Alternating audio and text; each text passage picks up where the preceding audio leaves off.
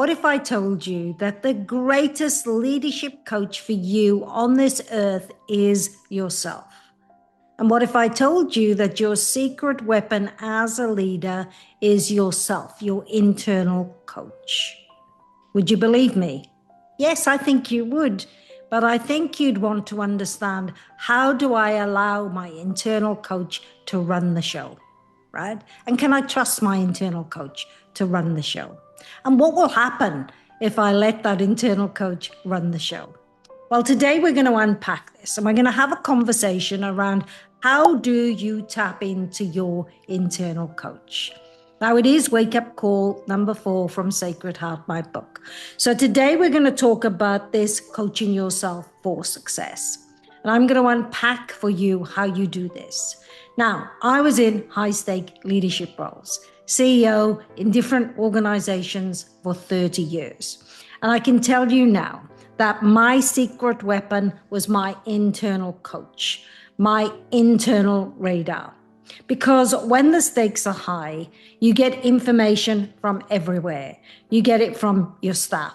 You get it from external sources, from reports, from boards. Everybody's telling you what to do and how to do it. And at the end of the day, you're the captain, and you have to make the captain's call. Now, people will rush you often to make a decision, and you can't be rushed into making a good decision. Now, if you're experienced and you tap into your inner coach, you'll probably make very quick decisions because you'll feel alignment. So let's talk about how you really get to unleash your internal coach so you can unleash your potential as a leader. The first thing you need to understand is that seeing an executive leadership coach is not a magic bullet. It is not the thing that is going to propel your success to great heights.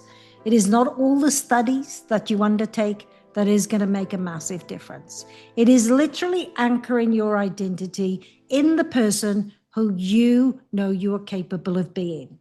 It is literally connecting with your inner self. Now, how do you do this? Well, think about it. When you see an external coach, you build a relationship, you connect with them. You do the same with your internal coach. You take time out for yourself. You find sacred space. You find a place where you can feel connected.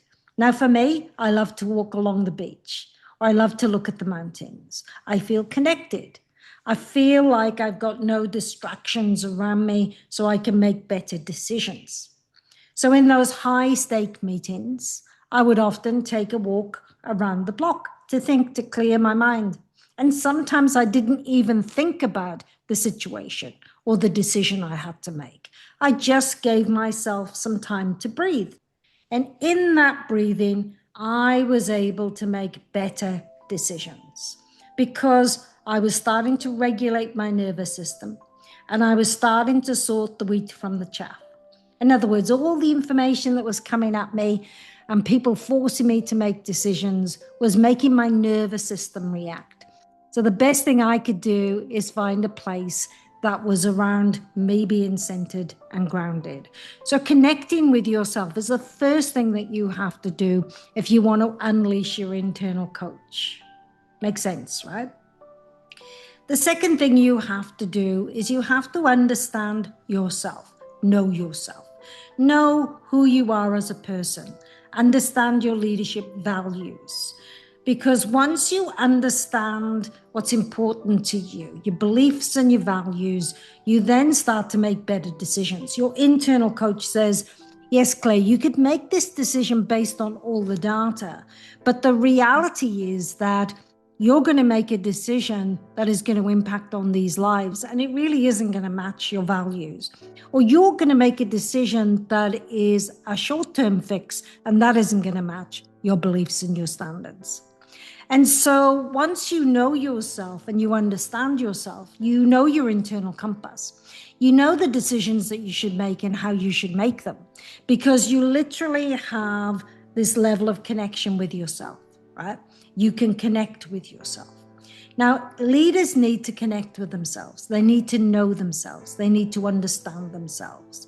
So let's go back. If it smells off, it is off.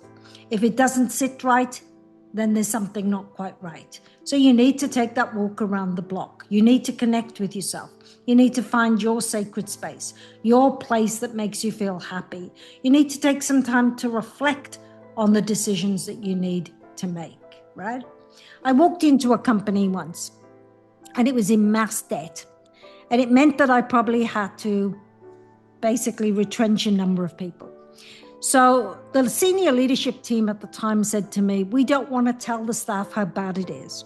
Because if we tell the staff how bad it is, then they're just going to leave and we're not going to have control of the situation. Now, I listened to them in the meeting for a couple of hours, crunching the numbers, telling me what I needed to do. And my internal GPS system says, no, Claire, you've always believed fundamentally in people. So why don't you call a great big staff meeting and tell everybody the situation?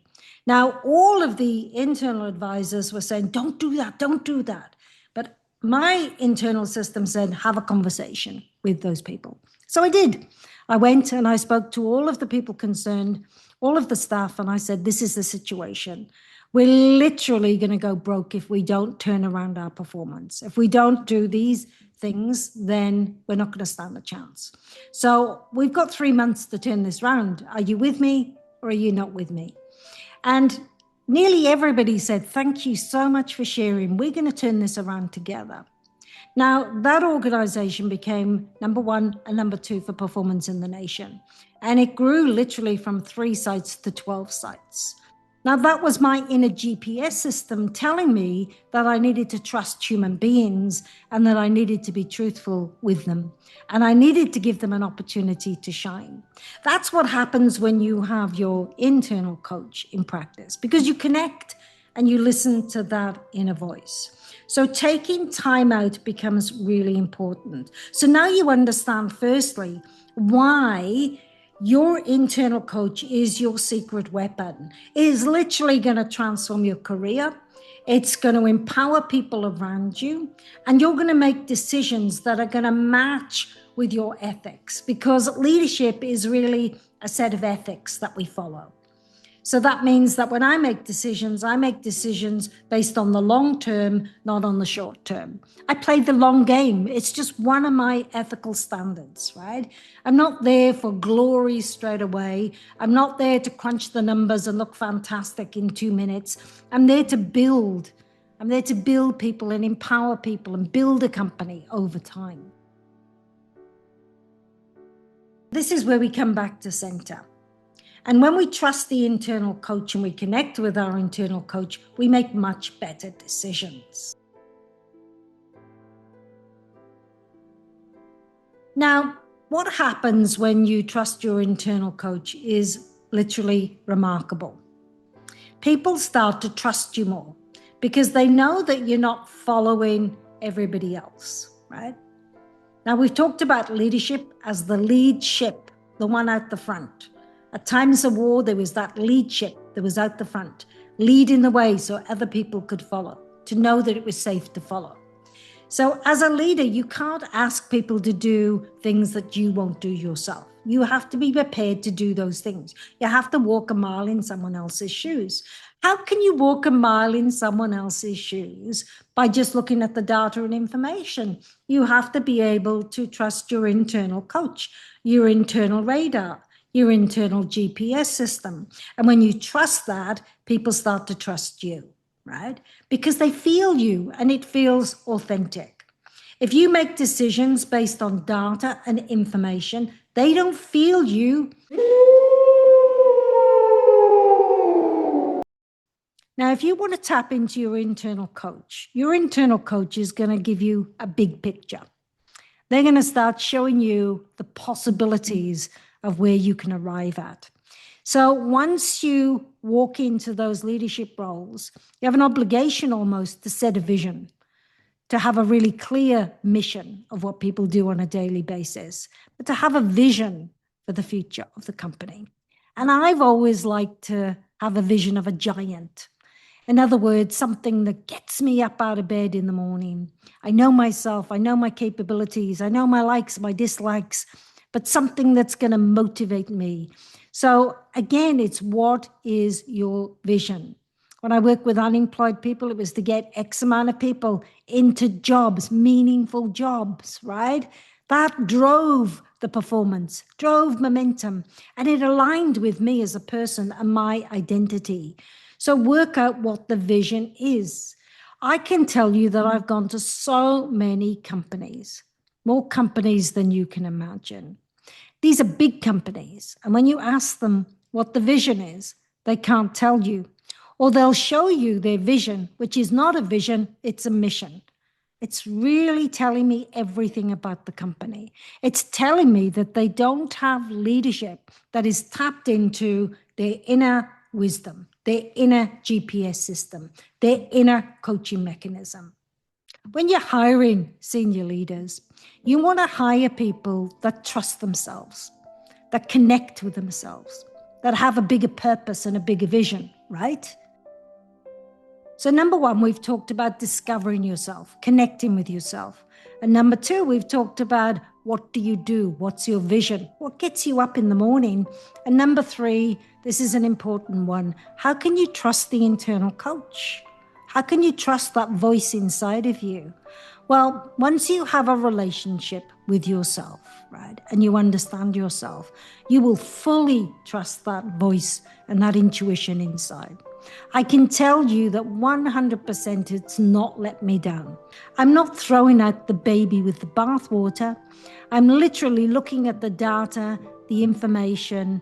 I'm looking at what people are saying to me, and I'm unpacking all of that against my experience and against my internal coaching intuition.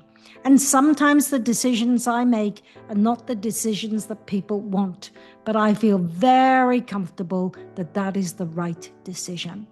You have to trust that. Now, the only way you can trust in that is if your connection with yourself is more important to you than your connection with other people. So if you literally want to be liked, if you're literally allowing your ego to get in the way, then you'll really struggle to tap into your internal coach, because your internal coach has no ego. That's right, no ego. It's pure, and the motives will become pure. Now that has got to be good for you. You're going to feel better about yourself. It's going to be good for the people that you work with, and it's certainly going to be fantastic for the company that's engaged you. And you know what? You're going to make a difference and you're going to impact on people's lives when you bring these elements together. So I'm not telling you to throw at your skills and qualifications or capabilities. I'm telling you to add an element, and that element is your internal coach. Remember, success without joy is not success. If you've enjoyed this short video, then subscribe to my channel to hear more. See you next time.